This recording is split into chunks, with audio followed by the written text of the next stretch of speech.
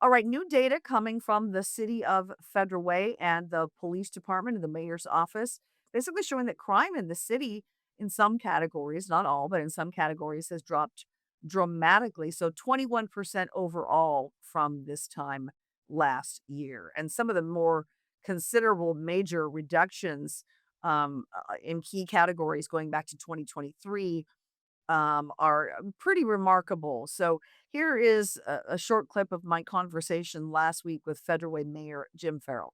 We've had dramatic decreases in crime in the past 3 years. And this is actually, I've been noting this, that car theft has gone down over 50% year per year for the past 3 years. So we're now at a cumulative, after 3 years of this, since 2023, car theft in the city of Federal Way has gone down 80%. Commercial burglaries are down, over 70%.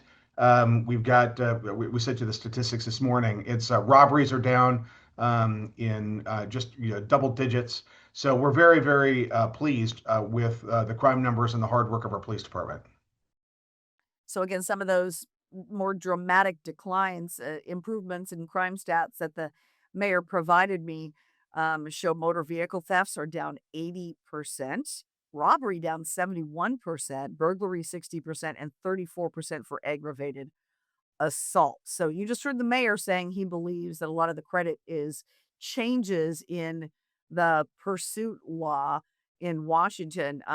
It was 5.5 years ago during the 2021 session that Democrats in the majority changed a law and basically made it impossible in most cases for police to even pursue unless they had probable cause of a crime being committed.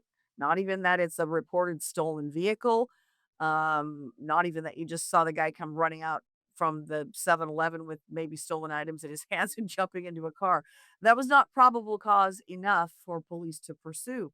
So lawmakers came back a couple years later and made some changes, but it still wasn't enough. Police were still saying their hands were really tied and they could not pursue. So it was finally then lawmakers kind of were shoved aside, if you will, by Let's Go Washington. They stepped in with an initiative to say, okay, you, the people, do you want police again to have to say, they have to have probable cause, or should it be a reasonable suspicion?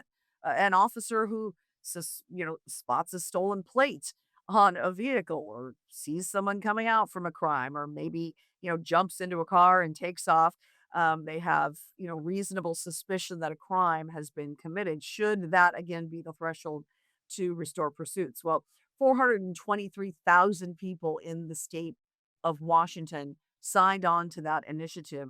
So it went then to lawmakers, and they then decided they would go ahead and adopt those changes into law, restoring it to be, reasonable suspicion as the threshold to pursue.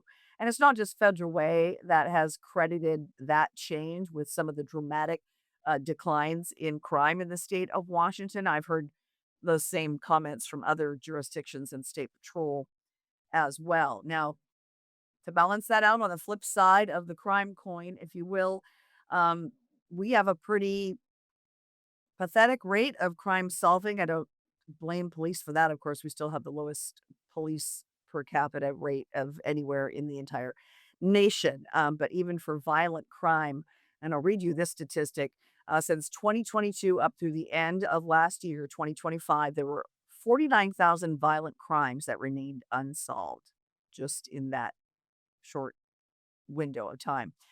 More than 400 homicides remaining unsolved, 29,000 aggravated assaults unsolved, and almost 7,000 rapes, 13,000 robberies. So we're kind of down there in the lower tier for states as far as the solved crimes stat, which is, and those statistics come from the FBI and they were given to lawmakers late in 2025. That's where I found those. But it's a little bit discouraging, but again, I don't blame law enforcement. They are understaffed. Almost every single agency across the state of Washington, small and large. So having the resources to follow up and solve these crimes as much as they, I'm sure, would like to, is not an easy thing to do.